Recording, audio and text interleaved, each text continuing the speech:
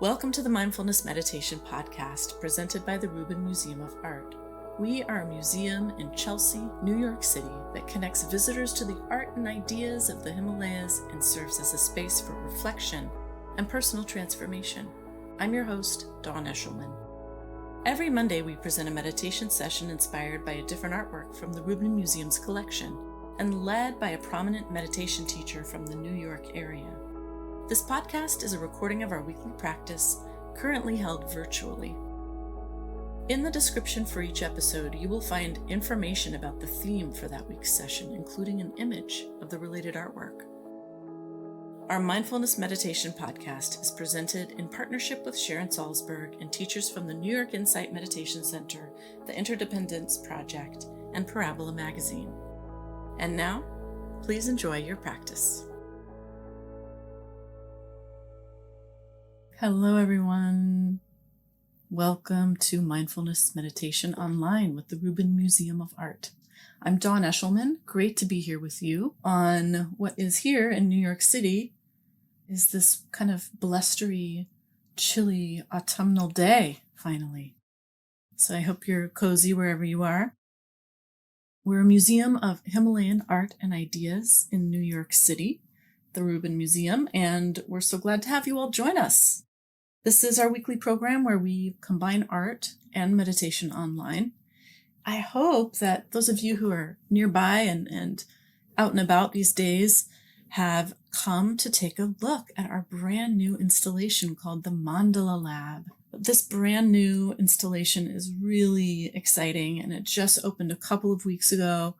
Most of us on staff were there, along with hundreds of guests, and it was such a great affirming experience to just kind of be back together in this space in honor of these ideas and this art. So Mandala Lab is where emotions can turn to wisdom, and it really takes the cues from the mandala and the symbolism of the mandala, and the installation offers 5 thought-provoking, playful experiences and asks you to really use your senses to kind of bring you along an inner journey that's focused on your self-awareness and awareness of others. So I hope that you can come and enjoy this experience designed to inspire connection and empathy and learning for all of us. So based on that exhibition, we have taken our cue to really explore this world of mandalas. And today we're looking at a really beautiful one. I will share that in just a moment, and we'll look a little bit closer at it together. Then we will bring on our wonderful teacher, Sharon Salzberg, and we'll hear a talk from Sharon. We'll have a short sit, 15 or 20 minutes, guided by her. Okay, so I will bring us back to our mandala here. This is the mandala of Guhyasamaja-Akshobhyavajra, and this is from 14th century Tibet, pigments on cloth. And mandalas play a very important part in Buddhist practices, symbolizing the cosmos as the divine palace of a deity. So whether it's created in paint, like we're seeing here, or in sand, right? We often think of the sand mandalas when we think of mandalas. And even sculpture, right? We've seen some 3D depictions. So mandalas depict this divine abode as a geometric diagram, this 3-dimensional architectural structure and ritual items in these offerings. And Buddhist practitioners use mandalas to help visualize the awakened beings who dwell there in order to evoke their power and gain a similar relationship to their own minds.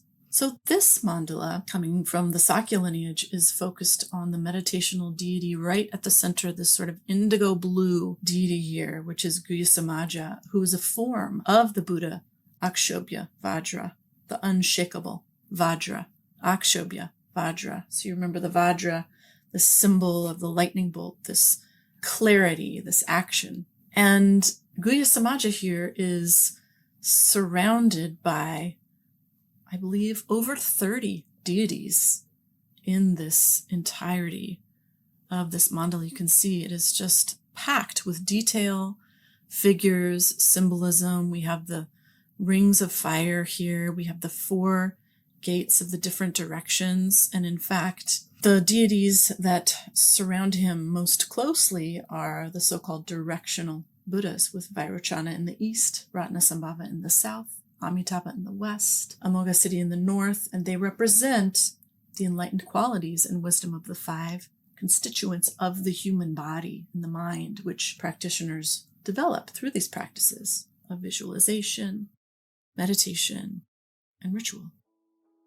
So we will bring on our teacher today, the wonderful Sharon Salzberg. Sharon is the co-founder of the Insight Meditation Society in Barre, Massachusetts, and has guided meditation retreats all over the world for many years, and is the author of so many wonderful books, including Real Change, Mindfulness to Heal Ourselves and the World, and Real Love, The Art of Mindful Connection.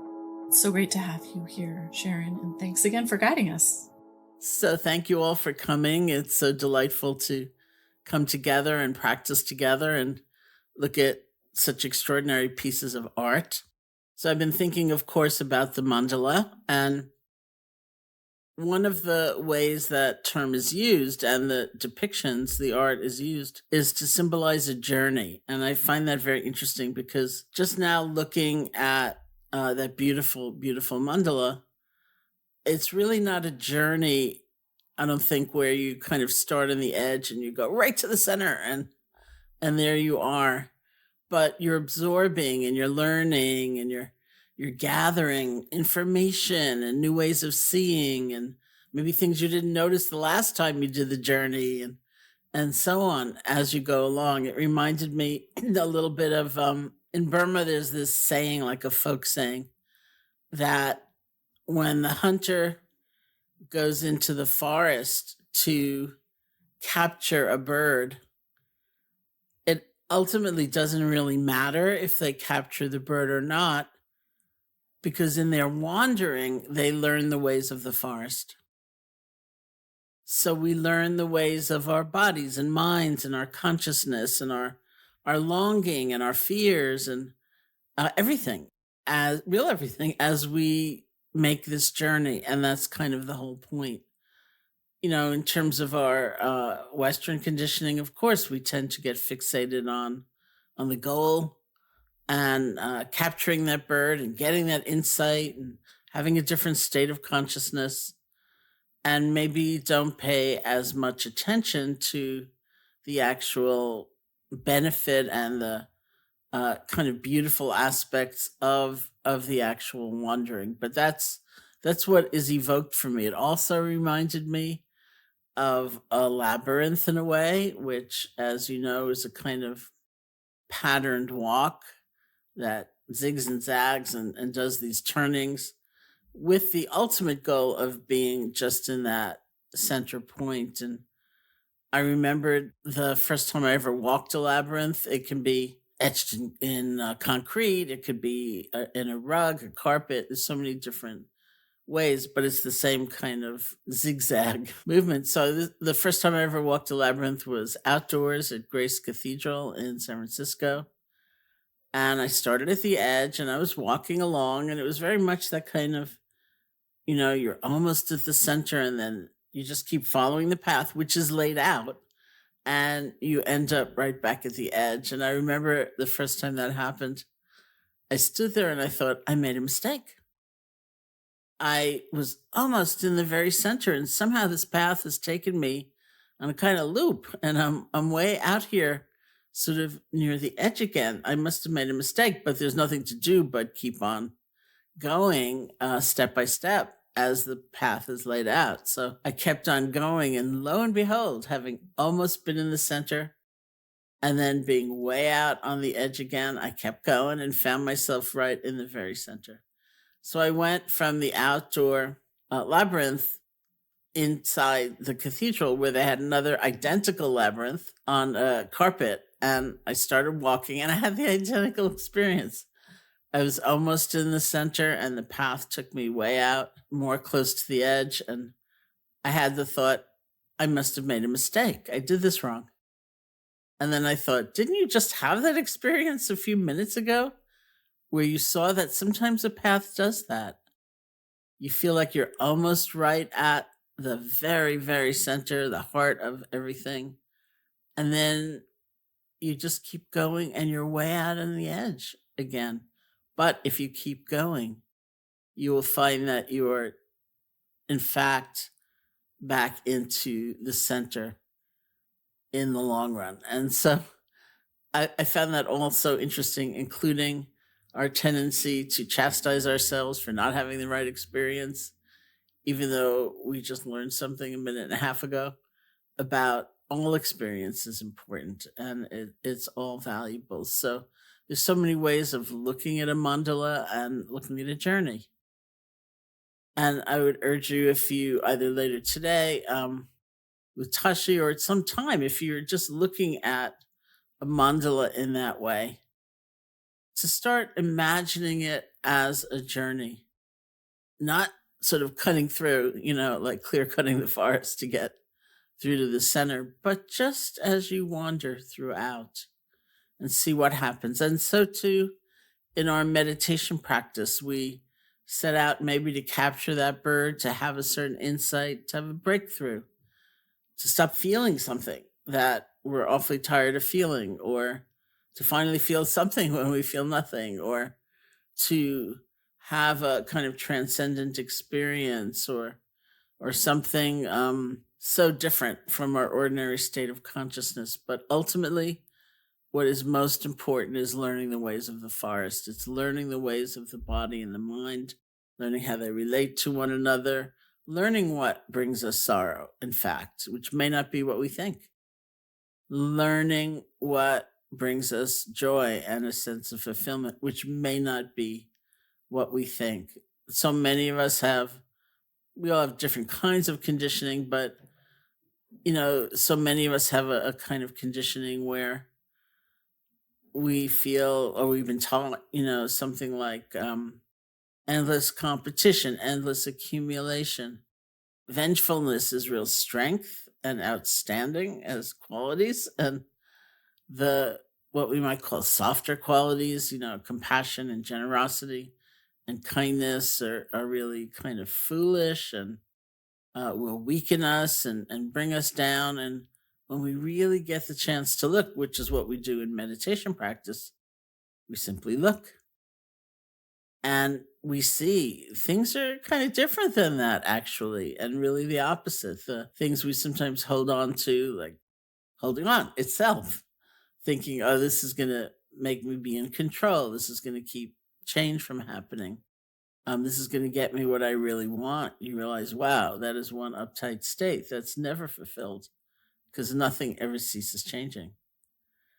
Or we look at those so called softer qualities like kindness and compassion and realize that's some of the greatest feeling of connection I can have, especially when it's not, say, generosity with strings attached, when it's really like a freely given gift, which may be material and may not be material at all. It may be our attention or our gratitude towards someone, something like that. And so we are basically honing the power of attention so that we can really learn our lives, we can learn the world in a whole different way. So let's sit together and look at our own inner mandala. You can sit comfortably, close your eyes or not, however you feel most at ease.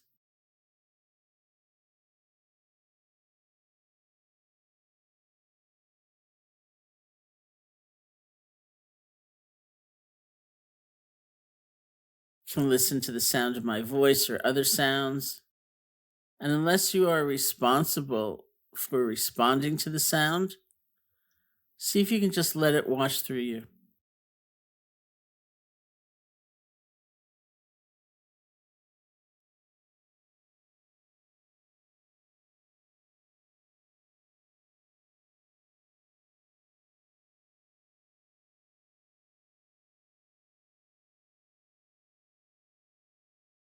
Bring your attention to the feeling of your body sitting, whatever sensations you discover.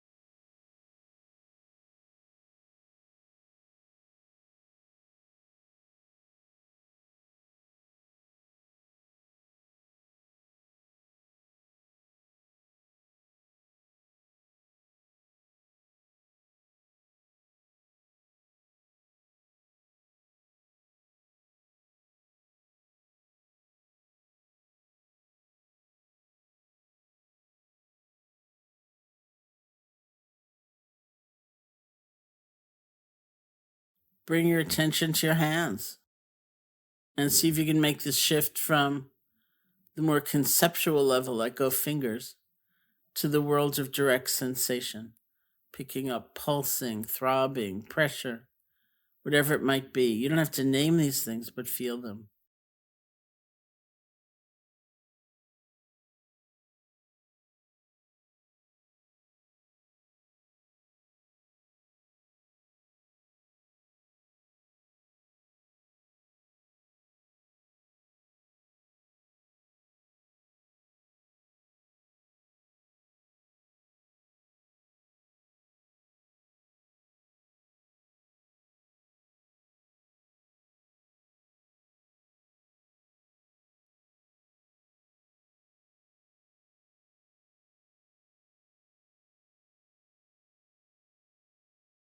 And bring your attention to the feeling of your breath, just the normal, natural breath, wherever you feel it most distinctly.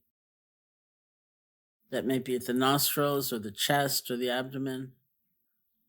You can find that place, bring your attention there, and just rest. See if you can feel one breath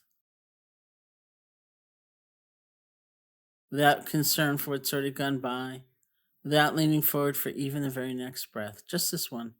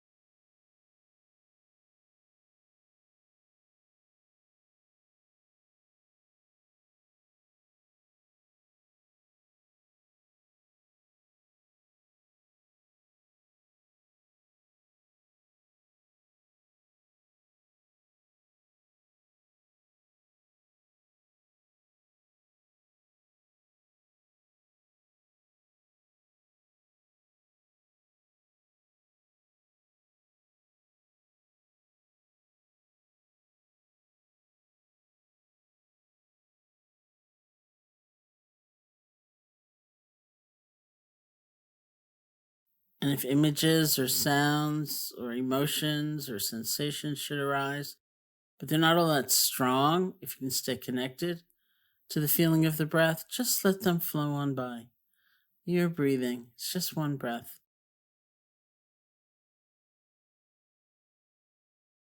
If something arises somewhat more strongly, with more intensity, it's capturing your attention.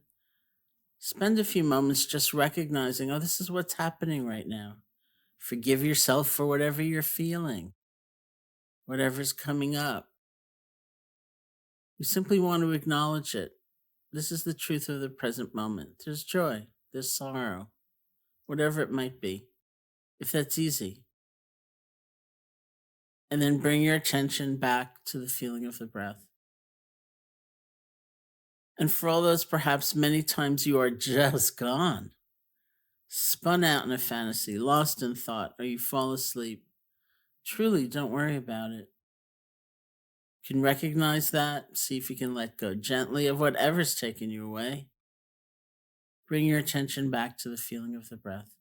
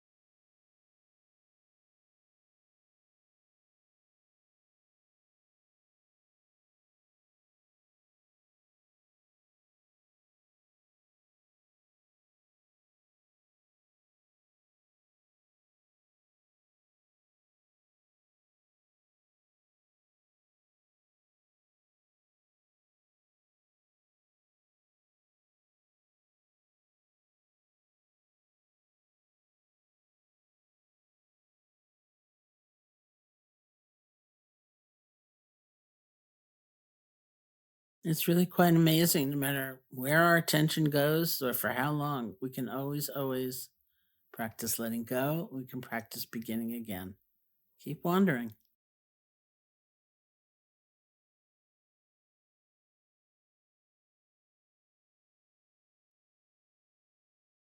Nothing's been lost, nothing's been ruined.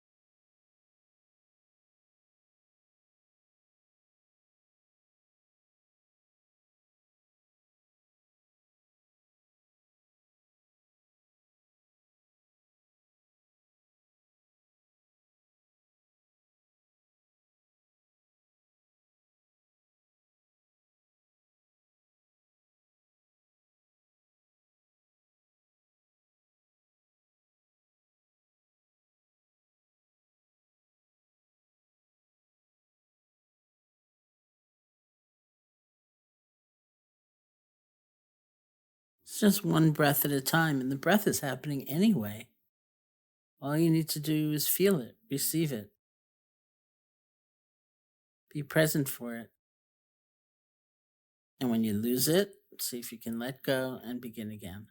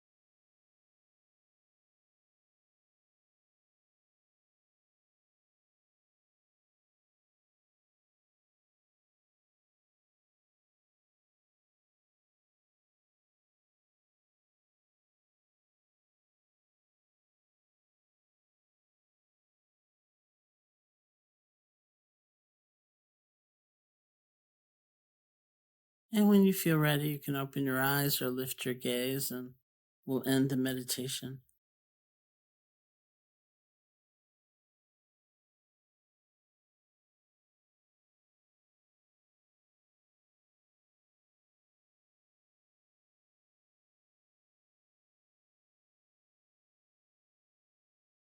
Thank you.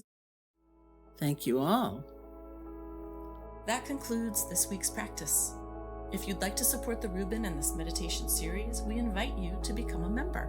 If you're looking for more inspiring content, please check out our new podcast, Awaken, hosted by Laurie Anderson. The 10-part series features personal stories that explore the dynamic path to enlightenment and what it means to wake up. Now available wherever you listen to podcasts. Thank you for listening, and thank you for practicing with us.